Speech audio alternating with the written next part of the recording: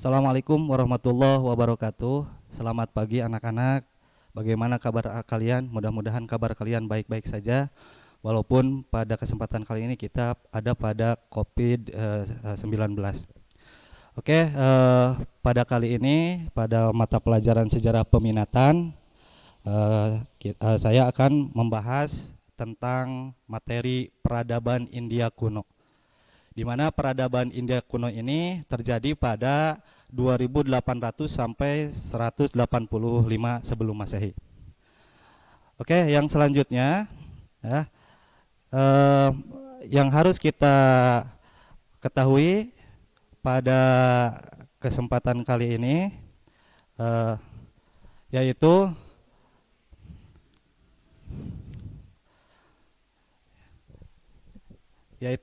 materi yaitu kita harus mengetahui kondisi geografis dan lingkungan alam, di mana yang pertama adalah peradaban lembah Sungai Indus merupakan sebuah peradaban kuno yang hidup sepanjang Sungai Indus dan Sungai Gakar Hakra yang sekarang merupakan wilayah Pakistan dan India Barat. Itu yang pertama.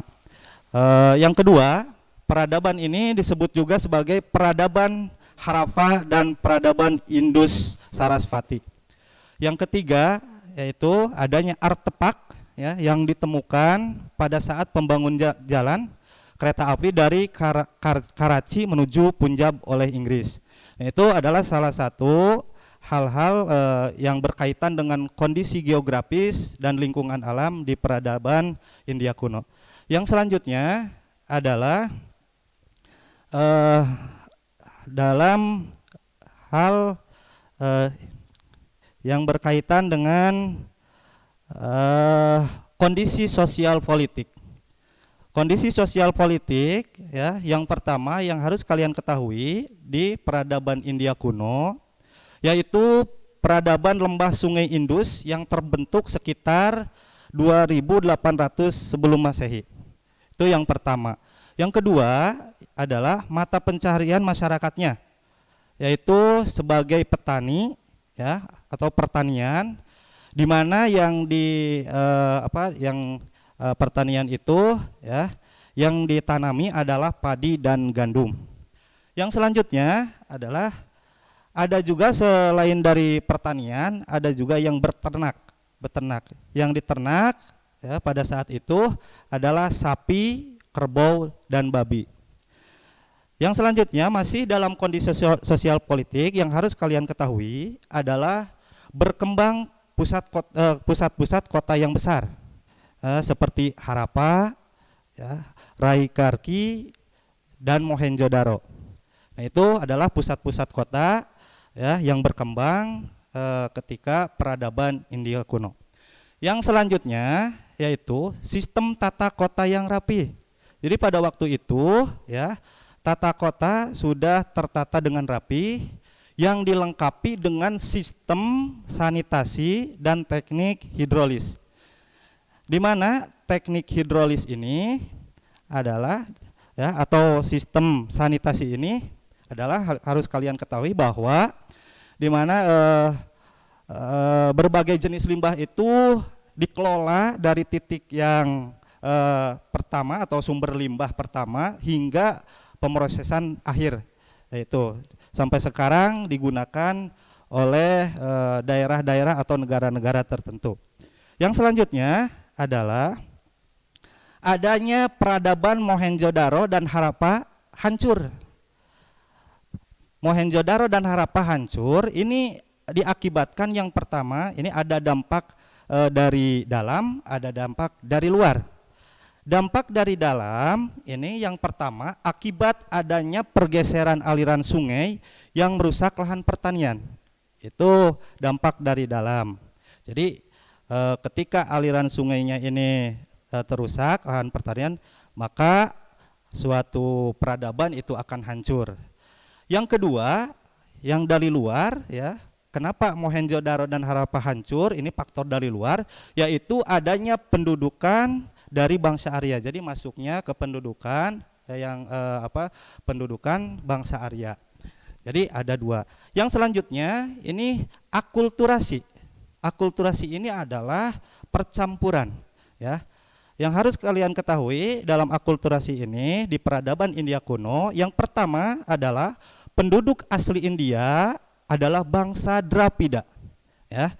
Rasnya adalah ras Australoid. Ini jadi penduduk asli bangsa India itu adalah bangsa Dravida. Yang kedua, karena pendudukan dari bangsa Arya tadi. Bangsa Arya itu adalah bangsa Indo-Jerman atau Kaukasoid. Ya, yaitu bangsa nomaden atau pengembara. Nomaden itu artinya adalah berpindah-pindah dari satu tempat ke tempat lain. Itu adalah bangsa Arya. Yang kedua, bangsa Dravida ini terpecah menjadi dua, ya, yang menyingkir ke dataran tinggi Dekan, ya, ada yang berbaur dengan bangsa Arya. Jadi bangsa Dravida terpecah menjadi dua, ada yang menyingkir ke dataran tinggi Dekan, ada yang berbaur dengan bangsa Arya itu sendiri. Yang selanjutnya ini sistem kasta. Nah, ini sistem kasta ini ada dalam agama Hindu, ya, sudah tidak asing lagi. Yang pertama, kasta yang paling tinggi adalah Brahmana, di mana Brahmana ini di dalamnya adalah orang-orang pendeta atau pemuka agama. Yang kedua adalah masih dalam sistem kasta di Hindu ada Ksatria, itu di dalamnya ada raja dan bangsawan. Ya. Yang ketiga kasta Waisya, ini di dalamnya ada pedagang atau pegawai. Dan kasta yang paling bawah di Hindu adalah Sudra, yaitu budak. Nah, itu. Makanya diceritakan dalam sebuah buku tentang agama Hindu bahwa di setiap hari orang-orang Sudra itu setiap pagi dia membawa wadah dan semacam skop itu dan ada di belakang kaum Brahmana, dan ketika kaum Brahmana itu BAB di mana saja, maka BAB-nya itu diambil oleh kaum Sudra. Dan itu adalah salah satu yang menandakan bahwa kaum Sudra itu adalah kaum paling rendah di kasta dalam Hindu, di Hindu. Nah, itu adalah sistem kasta. Yang selanjutnya pembagian zaman masa Hindu. Nah, ini masa Hindu mempunyai zaman pembagian. Yang pertama zaman Weda. Zaman Weda ini ya ada pada 1000 sebelum Masehi. Yang kedua zaman Brahmana. Ini antara 1000 sampai 750 sebelum Masehi. Yang ketiga zaman Upanishad.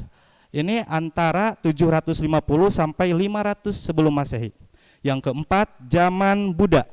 Ini terjadi pada 500 sampai 300 sebelum Masehi. Nah, itu adalah sistem kasta dan pembagian zaman masa Hindu. Yang selanjutnya adalah zaman Buddha, ya. Zaman Buddha ini, ya, yang pertama agama Buddha dibawa oleh Siddhartha Gautama. Oke, kita ketahui bahwa pendiri agama Buddha pertama adalah Siddhartha Gautama. Siddhartha Gautama ini adalah salah satu, tadinya itu dia adalah agamanya Hindu. Tetapi karena memang dalam agama Hindu ada yang dinamakan kasta, jadi Siddhartha Gautama ini ya, tidak mau adanya kasta. Sehingga Siddhartha Gautama berpikir di bawah pohon merenung dan ingin mendirikan satu agama, dan terjadilah ataupun muncullah agama yang dinamakan agama Buddha. Dan harus kalian ketahui bahwa di agama Buddha itu ada beberapa kata-kata kesucian di situ. Yang kedua, pada masa ini berkembang Kekaisaran Maurya pada 332 sampai 185 sebelum Masehi. Ini bercorak Buddha. Jadi berkembang Kekaisaran Maurya. Yang ketiga, raja terkenalnya yaitu Chandragupta Maurya dan Asoka. Nah, itu. Jadi raja yang terkenal adalah Chandragupta Maurya dan Asoka. Yang keempat, dinasti Maurya diganti dengan dinasti Gupta dengan rajanya yang terkenal Chandragupta II. Jadi itu ada pergantian raja, ya, pada dinasti itu. Yang selanjutnya dalam perkembangannya agama Buddha terbagi menjadi dua. Satu Buddha Mahayana yang kedua Buddha Hinayana. Nah, itulah eh, eh, tentang zaman Buddha. Yang selanjutnya adalah sistem kepercayaan dan religi. Sistem kepercayaan dan religi. Jadi kepercayaan ini berbentuk kepada kepercayaan terhadap Tuhan di berbagai agama. Ini sistem kepercayaan dan religinya. Yang pertama, adanya cap atau stempel swastika dan berbentuk hewan. Itu satu. Yang kedua, ini kepercayaannya, ini pada waktu peradaban India kuno ini kepercayaannya Trimurti. Trimurti ini percaya terhadap 3 dewa, ya. Yang pertama Dewa Brahma. Dewa Brahma ini yaitu dipercaya sebagai dewa pencipta alam. Yang kedua Dewa Wisnu. Dewa Wisnu ini ya dipercaya sebagai pemelihara alam. Yang ketiga Dewa Siwa. Ya, Dewa Siwa ini ya dipercayai oleh masyarakat pada waktu itu adalah perusak alam atau dewa kematian. Jadi 3 dewa ini dipercayai pada zaman itu, yaitu disebut Trimurti atau percaya terhadap 3 dewa. Yang selanjutnya dewa lainnya yang dipercayai pada waktu itu adalah Agni, Varuna, dan Panyu. Ya. Yang selanjutnya agama Hindu adalah agama monoteisme. Monoteisme itu adalah agama monoteisme itu artinya adalah percaya terhadap satu Tuhan. Nah, itu. Yang selanjutnya ya, hasil-hasil budaya. Yang harus kalian ketahui, hasil-hasil budaya ya dalam bidang teknologi ya, yaitu matematika. Jadi pada waktu itu sudah ada teknologi dalam bidang matematika dan infrastruktur. Jadi sudah agak maju gitu ya peradaban India kuno itu, karena matematika sudah ada dan ilmu infrastruktur juga sudah ada. Yang kedua masih hasil budaya, yaitu seni dan kerajinan. Seni kerajinan ini ya pada waktu itu yaitu seni ukiran. Jadi ukiran-ukiran sudah ada pada waktu itu. Yang selanjutnya ada cap atau stempel sudah ada. Karena pada waktu sekarang stempel itu masih digunakan ya. Yang selanjutnya perhiasan dan arca. Itu seni dan kerajinan pada hasil-hasil budaya pada peradaban India kuno. Yang selanjutnya tulisan. Tulisan ini sudah ada huruf Pallava dan bahasa Sanskerta. Nah, ini adalah salah satu contoh dari huruf Pallava. Huruf Pallava ini adalah salah satu contoh huruf Pallava. Yang kedua ini adalah contoh dari huruf atau salah satu ini adalah contoh bahasa Sanskerta. Dan itulah mungkin materi yang bisa saya sampaikan tentang peradaban India kuno. Mudah-mudahan apa yang saya sampaikan bisa bermanfaat bagi kalian, dan mohon maaf jika dalam penyampaiannya banyak kekurangan.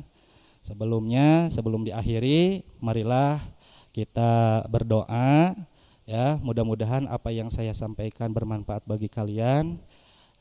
Ditutup dengan doa kifaratul majlis. Subhanakallahumma wa bihamdika asyhadu alla ilaha illa anta astaghfiruka wa atubu ilaik.